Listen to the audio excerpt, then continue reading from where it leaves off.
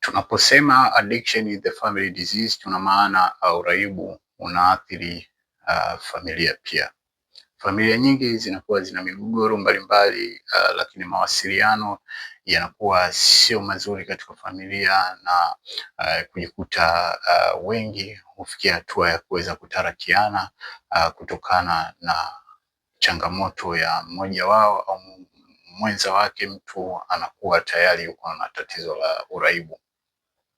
Lakini mara nyingi uraibu huathiri afya ya akili ya familia. Familia mara nyingi hujikuta na hasira, lakini wakati mwingine hujikuta na hofu, lakini wakati mwingine hupitia hali za kuweza kuwa na msongo wa mawazo au sonono.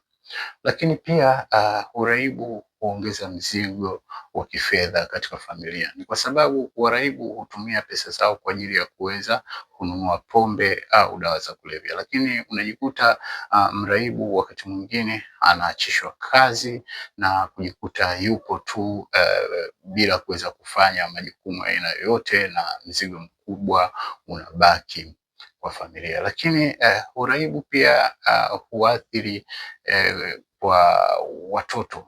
Mara nyingi watoto wanajikuta wanaweza kuwa wanaona wazazi wao au mzazi wake akitumia hizo dawa za kulevya na kuona kwamba labda inawezekana ni kitu cha kawaida sana. Kwa hiyo watoto mara nyingi wanaweza kujikuta wanaingia katika matumizi ya dawa za kulevya na kuweza kupoteza taaluma zao.